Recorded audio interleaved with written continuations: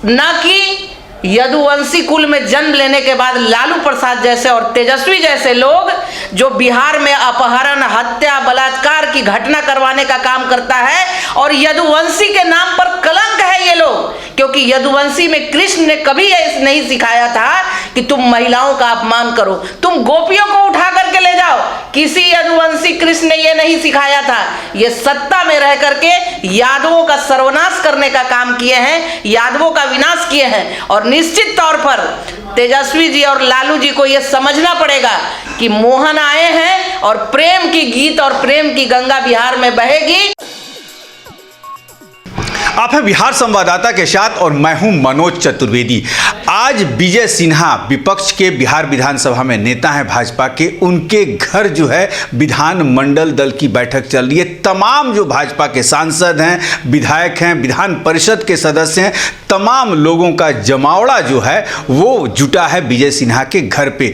और आज ये बैठक शुरू होने के पहले ही जो तेजस्वी यादव हैं बिहार के उप मुख्यमंत्री, वो नीतीश कुमार से मिल इसी बीच जीतन राम मांझी का एक बयान आ गया है दिल्ली से। कल उनके विधायक दल की बैठक थी कॉन्स्टिट्यूशनल क्लब में, वहां से बयान आ गया है कि हमने अपने विधायकों को पटना रहने के लिए कह दिया है, क्योंकि कुछ भी हो सकता है। क्या बिहार में फिर से सत्ता बदलने वाली है? लेकिन गुंजाइश तो नहीं रहती है, नहीं है। इसलिए कारण नहीं है कि भाजपा के शीर्ष नेतृत्व ने लेकर प्रदेश नेतृत्व ने कह दिया है कि नीतीश कुमार के लिए हमारे घर के दरवाजे ही नहीं, वेंटिलेटर तक बंद हो चुका है। आगे क्या राजनीतिक गोटियां बिछाई जा रही हैं, क्या राजनीति में बदलाव होने वाला है कुछ, क्योंकि खरमास खत्म हो गया। 2 दिन पहले जो है वो चिराग पासवान ने तमाम चूड़ा दही के भोज में तमाम लोगों को, तमाम पार्टी के नेताओं को अपने पार्टी ऑफिस में बुलाया था, जमवाड़ा लगाया था, जिसमें सम्राट चौधरी से लेकर पप्पू यादव तक का जुटान हुआ था। कल जो है चिराग पासवान से उपेंद्र कुशवाहा और जीतन राम मांझी भी मिले हैं। राजनीति किस दिशा में चल रही है, इसको जानने के लिए हमारे साथ भाजपा के प्रदेश के प्रवक्ता हैं प्रेम रंजन पटेल, और हमारी दाहिनी तरफ है सजल झा, भाजपा की वो महिला नेत्री जो कि मुख्यमंत्री को हर बयान से रगड़ते रहती हैं। प्रेम रंजन जी, क्या होने वाला है मांझी जी के बयान पे, क्या सत्ता है? मांझी जी पूर्व मुख्यमंत्री हैं और पुराने नेता हैं, अनुभवी नेता हैं, और मांझी जी कुछ बोल रहे हैं तब वही बता सकते हैं, अनुभव के आधार पर बोलते हैं। अपने विधायकों को उन्होंने पटना में रहने का आदेश दिया है, अब उनको क्या जानकारी है वो तो स्वयं बता सकते हैं। लेकिन इतना मैं जानता हूं कि महागठबंधन में सब कुछ ठीक नहीं चल रहा है, महागठबंधन में तकरार शुरू हो गया है। जिस प्रकार से आपने देखा कि जो ऐसे कई नेताओं के बयान आ रहे हैं मुख्यमंत्री के खिलाफ, भाई वीरेंद्र जिसने कहा कि लालू यादव के कृपा पर नीतीश मुख्यमंत्री बने बैठे हैं, इस बात का जो ऐसे काट अशोक चौधरी जो उन सरकार के मंत्री हैं, उन्होंने कहा कि नीतीश कुमार किसी की कृपा पर नहीं बनते हैं, जिसके साथ रहते हैं उसकी सरकार बनती है। तो ये बयान दर्शाता है कि बहुत कुछ नहीं, सीटों का बंटवारा नहीं हो पा रहा है। एक तरफ नीतीश कुमार कहते हैं या नीतीश कुमार की पार्टी की जल्द सीटों का बंटवारा होना चाहिए, दूसरे तरफ लालू यादव कहते हैं कि कोई जल्दबाजी नहीं है, होगा जब समय आएगा तो होगा। तो ये क्या दर्शाता है कि आपस में मतभिन्नता है, आपस में टकराव है, आपस में एक दूसरे के खिलाफ लगे हुए हैं। एक तरफ नीतीश कुमार जिस आशा को लेकर करके महागठबंधन में गए थे कि हम प्रधानमंत्री के उम्मीदवार होंगे, एनडीए जिस महागठबंधन को बनाने का काम किए, जिसके सारे नेताओं के दरवाजे दरवाजे गए, सबको इकट्ठा किए, तो कम से कम संयोजक भी तो बनाया जाता। तो संयोजक भी नहीं बनाया जा सका, और उम्मीदवार की बात छोड़ दीजिए प्रधानमंत्री का, ये नहीं चल रहा है। कहीं ना कहीं जो है उनके आशा पर पानी फिर गया है। प्रेम रंजन जी, कल अशोक चौधरी और जीतन राम मांझी के बीच में ट्विटर युद्ध चला है, आपने देखा होगा। एक तरफ जो है टैग करते हैं जीतन राम मांझी को अशोक चौधरी और कहते हैं कि भाई आपको इतनी बुद्धि तो होनी चाहिए, उम्र के इस पड़ाव में पहुंच गए हैं। अशोक चौधरी बताना क्या चाहते हैं? क्या नीतीश के सबसे दुलहरुआ वही हो गए हैं आजकल? देखिए, नीतीश कुमार जो मुख्यमंत्री हैं, उनके 3 मंत्री अभी खास नजदीकी बने हुए हैं, चाहे वह विजय चौधरी हो, अशोक चौधरी हो और संजय झा।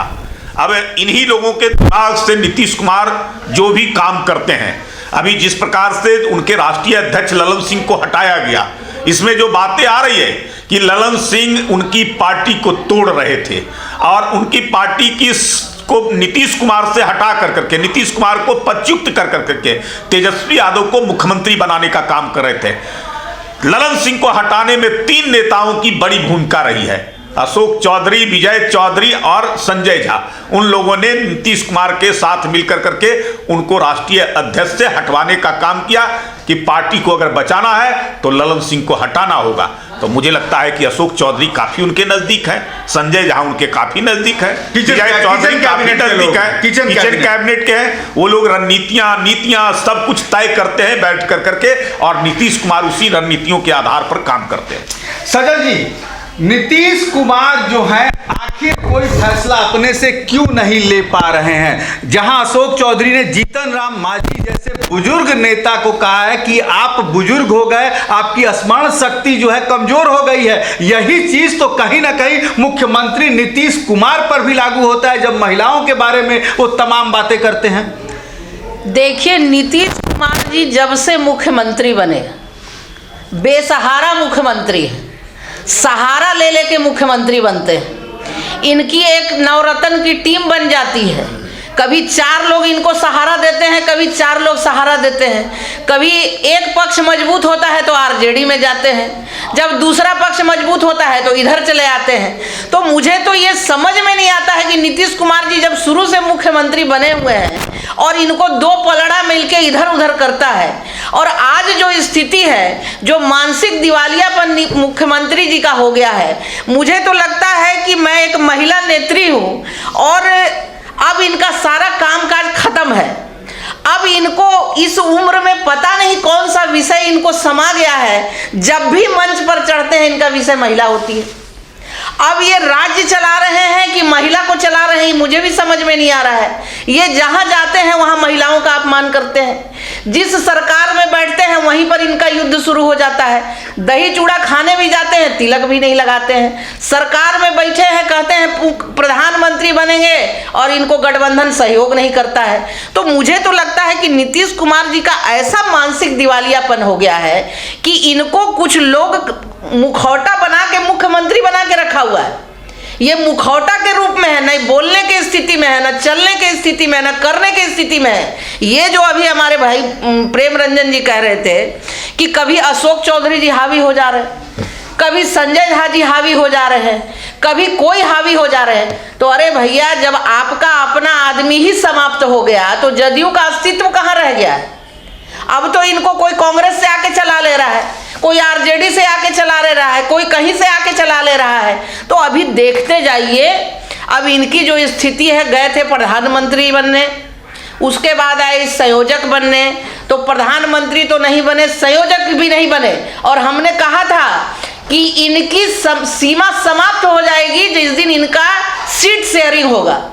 और आप सुन रहे हैं 3 दिन से इनके सीट शेयरिंग पर बोल रहा है, तो अभी भी बड़ा भाई हूं, तो बड़े भाई को सीट ज्यादा चाहिए।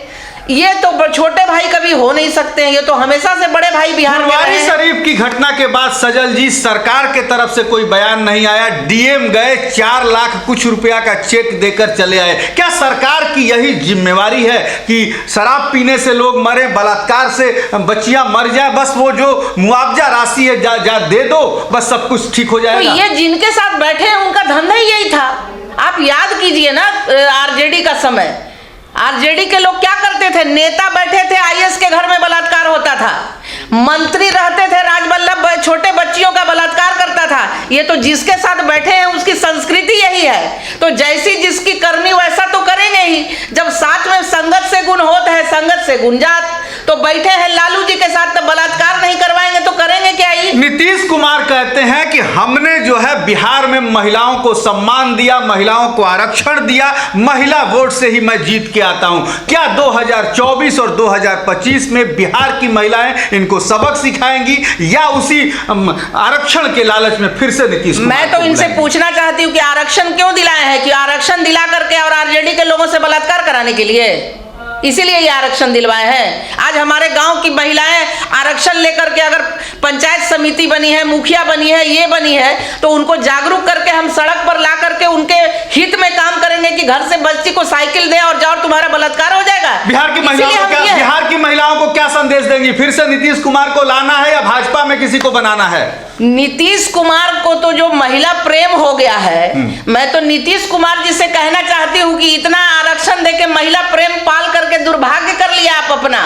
महिलाओं को आगे बढ़ने दीजिए, प्रेम ज्यादा मत कीजिए। ज्यादा प्रेम करने से मति भ्रष्ट हो गया है, कुछ ज्यादा ही प्रेम करने लगे हैं। तो पता है कि महिलाएं जब अपने स्वाभिमान पर आती है तो किसी का भी ईंट से ईंट बजा देती है। अभी अन्य मार्ग का ईंटा निकलने वाला और हिलने वाला है। याद रखिएगा नीतीश कुमार जी कि जब हम लोग खड़े हो जाएंगे भाजपा की महिलाएं, तो इनका ईंट से ईंट भी बजा देंगे और इनको अन्य मार्ग से बाहर सड़क पर भीख मांगने के लिए भी खड़ा कर देंगे। प्रेम रंजन जी, कानून व्यवस्था के ऊपर बात कर लें। परसों के दिन एक अधिकारी को, जो उप आयुक्त थे गया के, उनको जो है गोला रोड में डंडों से, रड से पीटा गया है।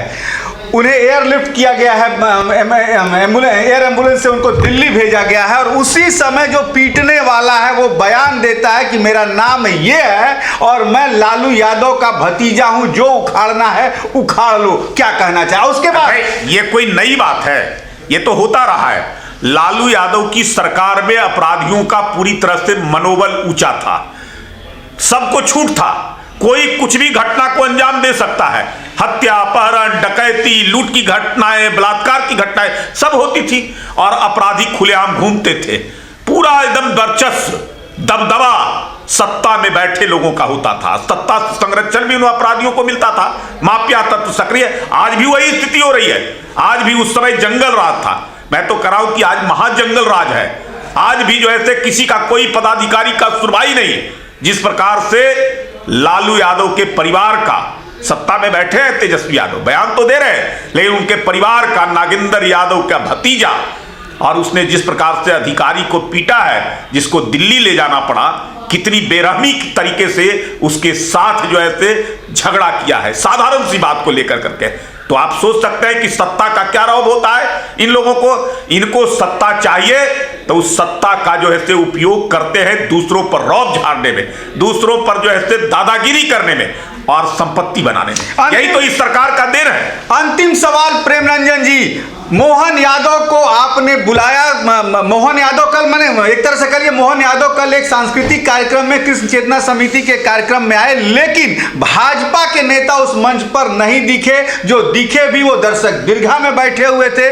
भाजपा ने मोहन यादव को मध्य प्रदेश में मुख्यमंत्री बनाकर कहा जा रहा है कि यादव वोट में बिहार में सेंध लगाने की कोशिश की है। कल मोहन यादव जी का अभिनंदन था और कृष्ण चेतना परिषद ने रखा था उस कार्यक्रम को, उसमें भारतीय जनता पार्टी ने नहीं रखा था। और मोहन यादव यादव कुल वंश से है, तो इस बात का तो बिहार के लोगों को, यादवों में भी गर्व है कि कम से कम भारतीय जनता पार्टी में एक ऐसा जो है मुख्यमंत्री बना है मध्य प्रदेश का जो यादव कुल का है।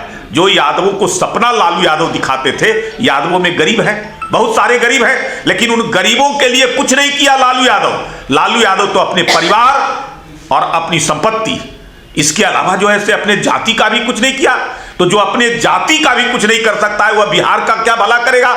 तो उन जातियों में जो गरीब हैं, उनको लग रहा है कि लालू यादव इतने दिनों तक सत्ता में रह करके केवल अपने परिवार, बेटा बेटी, केवल जो है सगा संबंधी, केवल उतना ही तक सीमित रहे। इसलिए इनसे कोई आशा नहीं किया जा सकता है। मोहन यादव के प्रति विश्वास है कि भारतीय जनता पार्टी ने उनको सम्मान दिया है। और केवल यह इतना ही नहीं, भगवान श्री कृष्ण जो मथुरा में जन्म लिए थे, यादव कुल से आते थे, और उनका भी जन्म स्थान को किस प्रकार से आज तक लालू यादव नहीं बोलते हैं, कहने को यादव, और उसके बारे में एक शब्द नहीं बोलते हैं। आज जो है कहां सिकंजा में भगवान श्री कृष्ण बैठे हैं और उसको मुक्त कराने के लिए भारतीय जनता पार्टी आज जो है लड़ाई लड़ रही है। हम जो है मोहन यादव के नेतृत्व में बिहार में भी उन यादवों को जगाने का काम आज सम्मान हुआ है। आगे जगाएंगे और जगा करके मथुरा में कृष्ण को मुक्त कराएंगे। प्रेम रंजन जी, मतलब ये है कि महाकाल के मोहन जो हैं बिहार भाजपा का निश्चित तौर पर उद्धार कर देंगे। निश्चित तौर पे मोहन यादव का आगमन हुआ है मोहन यादव बिहार के यादवों के कर्णधार बनेंगे, उनके जो है से सूत्रधार बनेंगे और भगवान श्री कृष्ण के मुक्ति धारक बनेंगे। सजल जी, यही सवाल, क्या महाकाल के मोहन बिहार भाजपा की बैतरणी पार करा देंगे इस बार? देखिए, उनका तो नाम ही मोहन है, और जब जहां मोहन चले जाते हैं तो मोहन के पीछे तो पूरा मथुरा वृंदावन समस्त चला गया। तो मोहन जहां जहां जाएंगे यदुवंशी वहां वहां चले जाएंगे। इसलिए मोहन जी का तो कहना ही नहीं है। मोहन जी साफ सुथरे छवि के ईमानदार व्यक्ति, अच्छे छवि के व्यक्ति, युवा और एक गरीब मजदूर का बेटा है। उसको पता है कि गरीबी क्या होती है, उसको पता है कि समाज को कैसे लेके चलना है, उसको संस्कार है हमारा। और भारतीय जनता पार्टी का जिसको संस्कार होता है वो समाज को सुसंस्कृत करता है, सुशोभित करता है और समाज को ऊपर ले जाने का काम करता है। ना कि यदुवंशी कुल में जन्म लेने के बाद लालू प्रसाद जैसे और तेजस्वी जैसे लोग जो बिहार में अपहरण, हत्या, बलात्कार की घटना करवाने का काम करता है। और यदुवंशी के नाम पर कलंक है ये लोग, क्योंकि यदुवंशी में कृष्ण ने कभी ऐसा नहीं सिखाया था कि तुम महिलाओं का अपमान करो, तुम गोपियों को उठा करके ले जाओ। किसी यदुवंशी कृष्ण ने ये नहीं सिखाया था। ये सत्ता में रह करके यादवों का सर्वनाश करने का काम किए हैं, यादवों का विनाश किए हैं। और निश्चित तौर पर तेजस्वी जी और लालू जी को यह समझना पड़ेगा कि मोहन आए हैं और प्रेम की गीत और प्रेम की गंगा बिहार में बहेगी। और पूरा यदुवंशी समाज ये समझ गया है कि ये सत्ता के लोभी हैं, ये समाज के लोभ के लिए काम नहीं करते, ये समाज को बढ़ाने का काम नहीं करते हैं। इसलिए मेरे मोहन आए हैं, एक गाना भी सुनने हैं, आओ मेरे प्यारे मोहन। तो बिहार में प्यार की गंगा बहेगी, यादवों का कल्याण होगा, न कि यादवों पर ये लांछन लगेगा कि वो अपहरण करता है, वो लूटपाट करते हैं, वो बलात्कार करते हैं। ये तो इनके खानदान की परंपरा बन गई। चलिए, समय कम है। हमारा सजल झा थी, बिहार भाजपा की महिलाओं की एक प्रखर आवाज बुलंदियों के साथ बोलती हैं। और बाएं तरफ प्रेम रंजन पटेल जो राजनीति के माहिर, उत्तर देने में माहिर खिलाड़ी हम एक तरह से मैं अपनी नजर में देखता हूं। जहां सजल झा ने कहा कि हमारे महाकाल के मोहन जब आए हैं तो अब गोपियों पर प्यार लुटाया जाएगा, महिलाओं पर प्यार लुटाया जाएगा, किसी महिला का अपहरण और बलात्कार नहीं होगा। वही प्रेम रंजन पटेल ने कहा कि लालू यादव से लेके उनके खानदान का ही ये सिस्टम चला आ रहा है कि जब भी वो सत्ता में रहते हैं अत्याचार होता है, अपने से बड़े बुजुर्गों पर वो तोहमत लगाते हैं। अब देखना ये होगा कि बिहार का पारा जो है अभी भी ठंड है, करीब 13 डिग्री टेम्परेचर है, लेकिन खरवास बीत चुका है। राजनीतिक पारा जो है वो ऊंचाई पर अब गर्म हो रहा है। कल से लेकर परसों तक तमाम चीजें क्लियर होने लगेंगी। वो भी खबरें हम लेकर आपके साथ सामने आएंगे। आप बने रहिए हमारे साथ। नमस्कार।